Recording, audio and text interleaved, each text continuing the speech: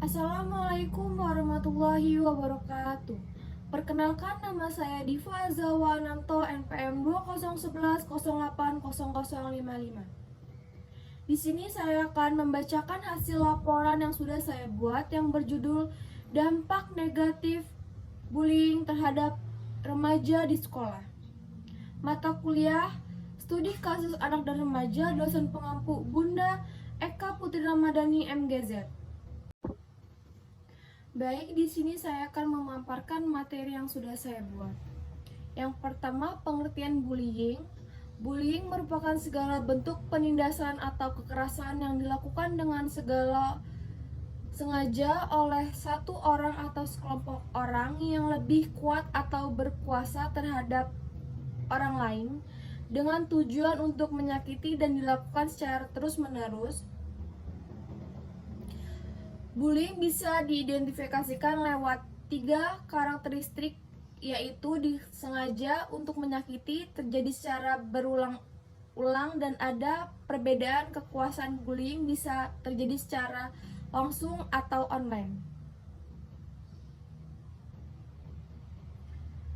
Yang kedua, tujuan identifikasi kasus bullying untuk mengetahui dampak apa saja yang diakibatkan oleh pelaku bullying dan memberi pengaruh terhadap bahayanya bullying. Yang ketiga, sasaran studi kasus. Memang sedikit sukar apabila kita menggolongkan atau memberikan suatu batasan yang pasti tentang masa remaja.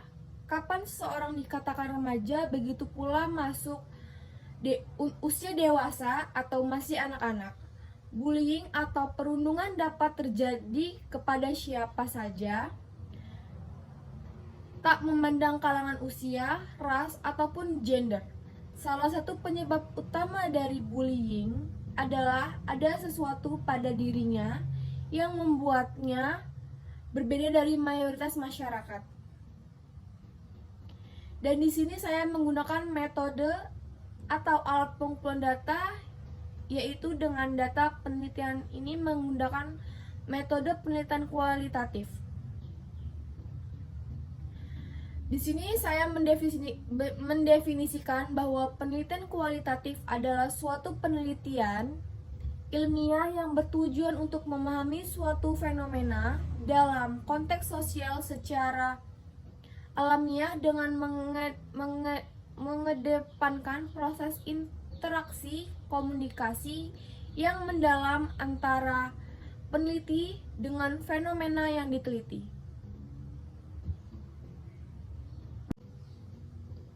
Di sini saya akan membacakan pembahasan. Yang pertama, analisis. Dari hasil penelitian menunjukkan bahwa kenakalan remaja merupakan tindakan melanggar peraturan atau hukum yang dilakukan oleh anak-anak yang berada pada masa remaja. Perilaku yang ditampilkan dapat bermacam-macam, mulai dari kenakalan ringan sampai membahayakan nyawa seseorang.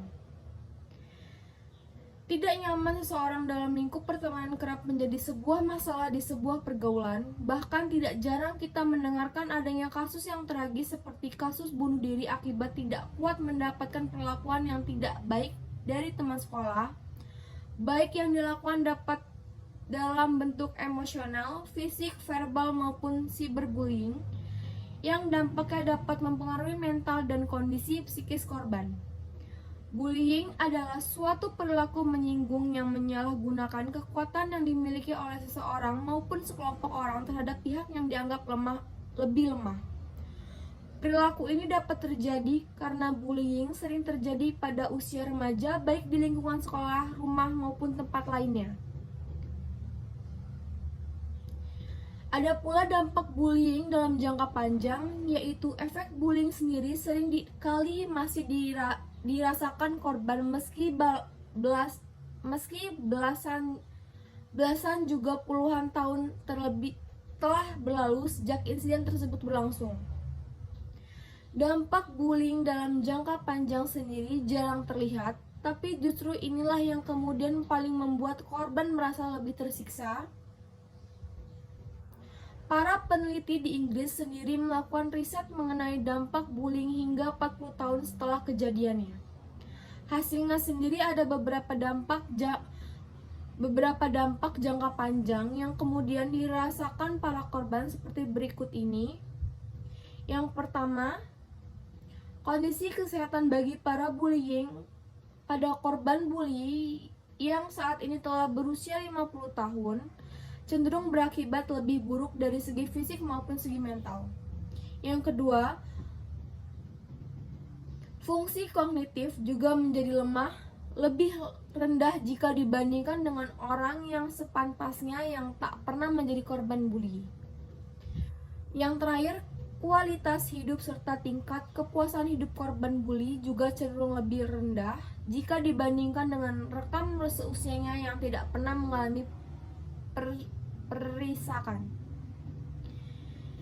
Yang kedua, diagnosis. Diagnosis merupakan langkah untuk mencari faktor penyebab dari masalah yang sedang dihadapi oleh subjek kasus. Berdasarkan data yang dikumpulkan, maka dapat ditetapkan bahwa faktor penyebab subjek kasus bullying sebagai berikut. Yang pertama, faktor internal, keinginan untuk diterima oleh temannya, melihat teman-teman yang terlihat lemah, tidak dapat membagi waktu untuk belajar dan sibuk dengan bermain di luar. Subjek kasus kurang mampu mengontrol emosi, mudah marah. Dan yang kedua, faktor eksternal, kurangnya ketegasan orang tua dalam mendidik anak, kurang perhatian dari orang tua mengenai masalah belajar. Yang ketiga, prognosis. Setelah mengetahui faktor-faktor penyebab subjek kasus yang perilaku bullying, kemudian menetapkan alternatif bantuan yang diberikan pada subjek kasus dalam proses konseling individual. Untuk membantu subjek mengatasi masalahnya digunakan model konseling behavior therapy. Adapun teknik-teknik yang digunakan dalam proses konseling adalah desintisasi sistematis, latihan asertif atau ketegasan, mengondisikan operan. Yang keempat, treatment. Setelah beberapa kali melakukan wawancara dengan subjek kasus, maka menetapkan alternatif bantuan. Akhirnya lakukan 4 kali pertemuan dimulai dari pembangun hubungan baik, rapport. Kemudian, peneliti bertindak sebagai model pemberi penguatan bagi subjek kasus. Peneliti memberikan penguatan dan meyakinkan subjek kasus bahwa ia memiliki kekuatan untuk berubah dari keadaan semula. Subjek kasus mulai memahami arahan dari peneliti dan mulai melaksanakannya dari membiasakan diri untuk mengurangi kebiasaannya keluar malam yang dapat mengganggu pelajaran di sekolah. Pada pertemuan ketiga, subjek kasus diarahkan untuk mengubah tingkah lakunya yang negatif menjadi positif. Subjek kasus di sini diajak untuk melakukan hal-hal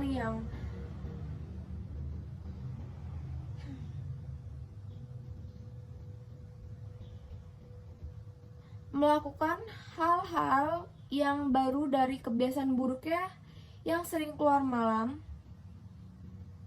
Pada pertemuan terakhir ini, subjek kasus juga dibimbing untuk memahami bahwa berperilaku bullying di sekolah dapat mempengaruhi nilai subjek kasus serta merugikan dirinya dan orang lain.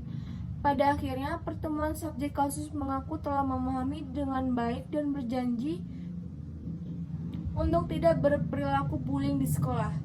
Ini juga dibuktikannya dengan tidak melakukan bullying terhadap temannya. Dalam hal ini, penelitian memberikan penguatan intermiten atau memberikan ganjaran untuk memelihara perubahan tingkah laku yang telah dicapai oleh subjek kasus.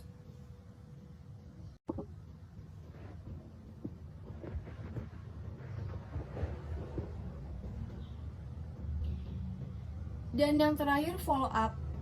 Follow up di sini untuk mengetahui sejauh mana langkah yang telah dilakukan untuk mencapai hasilnya. Dalam menindaklanjuti permasalahan tersebut, konselor melakukan home visit dan wawancara dalam melakukan peninjauan lebih mendalam mengenai perkembangan yang dialami oleh konseli. Hasil wawancara dengan konseli dalam langkah follow up yaitu konseli menyampaikan perasaan menyesal telah melakukan bullying terhadap temannya. Konseli mengaku sudah tidak lagi melakukan bullying terhadap temannya dan konseli siap meminta maaf atas perbuatannya. Dia merasa cuek pada saat temannya berkata apapun pada dia, melarang ketika melihat teman-teman yang melakukan bullying lagi, dan berusaha mencari teman yang baik. Hasil wawancara dengan teman konseli tidak lagi melakukan perbuatan yang merugikan seseorang.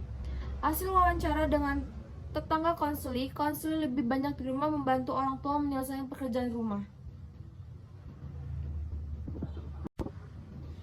Dan di sini saya akan membacakan kesimpulan dari kasus bullying tersebut. Kesimpulannya yaitu berdasarkan kesimpulan di atas bahwa upaya pengentasan peserta didik yang melakukan bullying disarankan untuk memberikan pengertian dan perhatian yang intensif dalam membimbing dan memerhatikan perkembangan pendidikan subjek kasus. Oleh sebab itu, maka perlu kerjasama antara kepala sekolah, wakil kelas, guru mata pelajaran, dan orang tua subjek kasus.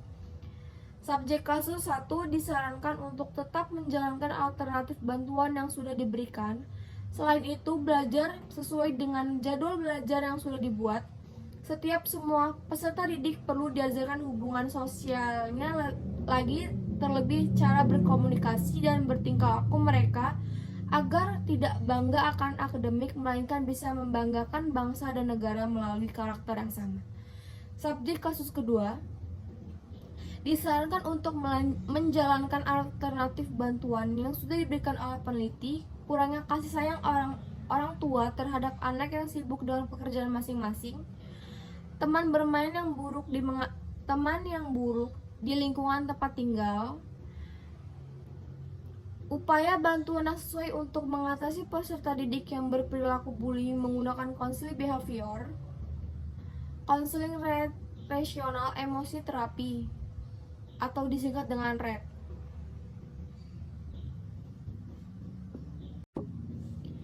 Sekian penjelasan laporan yang sudah saya buat. Kurang lebihnya saya minta maaf.